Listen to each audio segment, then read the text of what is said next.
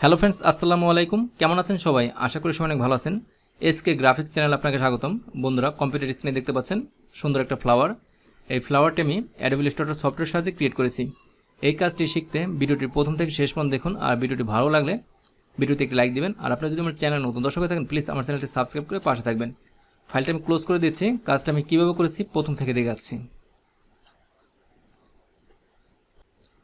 প্রথমে একটা document create করতে হবে। File, new. এখান থেকে আপনারা যে কোনো একটা আর্টবোর্ড চুজ করবেন। কাজটা আমি পিক্সেলে করব। অলরেডি আমার পিক্সেল সিলেক্ট করা আছে। আমি পাশে দিচ্ছি 1000 পিক্সেল, হাইট দিচ্ছি 1000 পিক্সেল। স্কোয়ার একটা শেপ নিলাম। কালার মোডটা আমি নিচ্ছি সেম ওয়াইকে। তারপর আমি ক্রিয়েটে ক্লিক করলাম। টুলবার আসলাম। টুলবার থেকে রেক্টেঙ্গেল টুল সিলেক্ট করলাম। এখানে ক্লিক করে শিফট অল্টার সেপারেশন যে একটা রেক্টেঙ্গেল শেপ ক্রিয়েট করে নিচ্ছি। তারপর আমি টুলবার আসলাম। টুলবার থেকে ডাইরেক্ট সিলেকশন টুল সিলেক্ট করলাম। মাউস ড্র্যাগ করে এই কর্নারটা সিলেক্ট করলাম। তারপর শিফট চেপে এই কর্নারটা সিলেক্ট করলাম, অর্থাৎ এই দুটি কর্নার সিলেক্ট করলাম। তারপর মাউস ড্র্যাগ করে আমি রাউন্ড করে নিচ্ছি।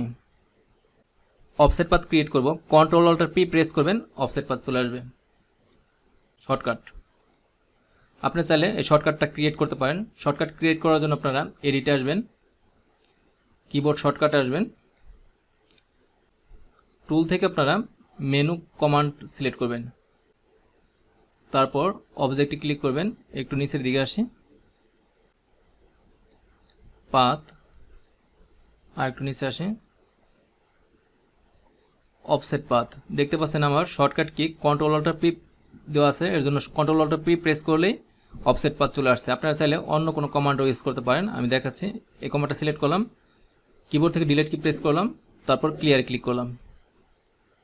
আপনারা চাইলে এখানে ক্লিক করলাম। আপনারা চাইলে কন্ট্রোল পি দিয়েও অফসেট পাতা আনতে পারেন। আবার আমি দেখাচ্ছি, আবার এই কমান্ডটা সিলেক্ট করলাম, ডিলিট করে দিচ্ছি। তারপর কন্ট্রোলটার ও প্রেস করলে আনতে পারেন। এখানে সেভ দিবেন, কমান্ড কাজ করবে। আমি এখানে চেঞ্জ করে নিচ্ছি। আমি দিব আগের কমান্ডটাই দিব, control alt P, okay press করলাম, yes. Control alt P press করলাম, অফসেট পাথ চলে আসে। আমি কয়েকটা অফসেট পাথ ক্রিয়েট করে নিচ্ছি।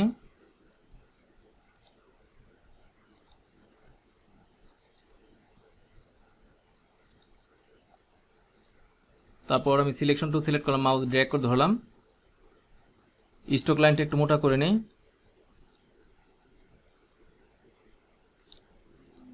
আমি এই স্টক লাইনটা ধরলাম, কালারটা চেঞ্জ করে দিচ্ছি। আমি ফিল কালার দিয়েছি 100%। তারপর এটা ধরলাম 90%। তারপর এটা ধরলাম 80%।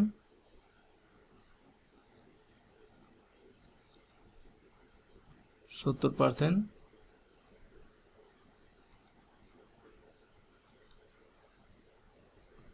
60%। একটু একটু করে কমিয়ে দিচ্ছি।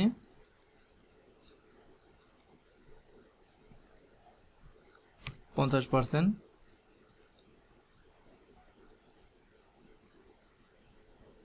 40%।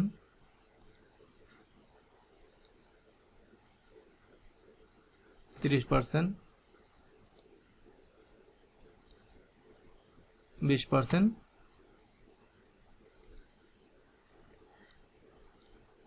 10%। মাউস ড্র্যাগ করে ধরলাম, একটা গ্রুপ করে নিচ্ছি। মাউস রাইট ক্লিক করে গ্রুপ একটু উপর দিকে নিয়ে নিচ্ছি। আপনারা টুলবার থেকে রোটেট টুল সিলেক্ট করবেন, একটু জুম করে নিচ্ছি, দেখাচ্ছে। আপনারা এই পয়েন্টে মাউসের কার্সারটা রাখবেন, অল্টার চেপে এই পয়েন্টে ক্লিক করবেন। আমি আবার দেখাচ্ছি, অল্টার চেপে এই পয়েন্টে ক্লিক করবেন। এখানে আমি দিচ্ছি 360 ডিভাইডেড 10। একটা বৃত্তের ব্যাসার্ধ 360 ডিগ্রি। আমি এই পাতাটা চারপাশ দিয়ে ঘোরাবো, তার জন্য 360 ডিগ্রি দিলাম, ডিভাইডেড 10। আমি এরকম পাতা 10টা চাচ্ছি। কপিতে ক্লিক করলাম, একটু জুম আউট করি, কন্ট্রোল ডি প্রেস করলাম। তারপর সিলেকশন টুল সিলেক্ট করলাম, মাউস ড্র্যাগ করে ধরি, দেখতে পাচ্ছেন বন্ধুরা আমার সুন্দর একটা ফ্লাওয়ার ক্রিয়েট হয়ে গেছে। কন্ট্রোলে প্রেস করলাম, সবগুলো ধরলাম। আপনারা অপাসিটিতে আসবেন, নর্মাল থেকে মাল্টিপ্লাই চুজ করবেন। একটু জুম আউট করি, মাউস ড্র্যাগ করে ধরলাম, শিফট অল্টার সেপারেশন যে ছোটো করে নিই, আমি এখানে দিয়ে দিচ্ছি ফুলটা। একটু জুম করি, মাউস রাইট ক্লিক করে আমি গ্রুপ করে নিচ্ছি, তারপর মিডিল অ্যালাইনমেন্ট করে নিচ্ছি।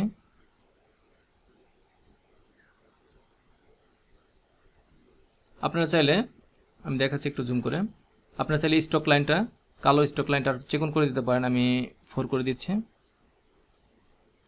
দেখতে পাচ্ছেন কি সুন্দর একটা ফ্লাওয়ার ক্রিয়েট হয়ে গেল শর্টকাটে।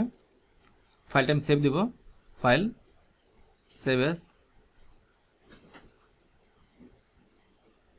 ফ্লাওয়ার ডিজাইন, আমি সেভ দিচ্ছি।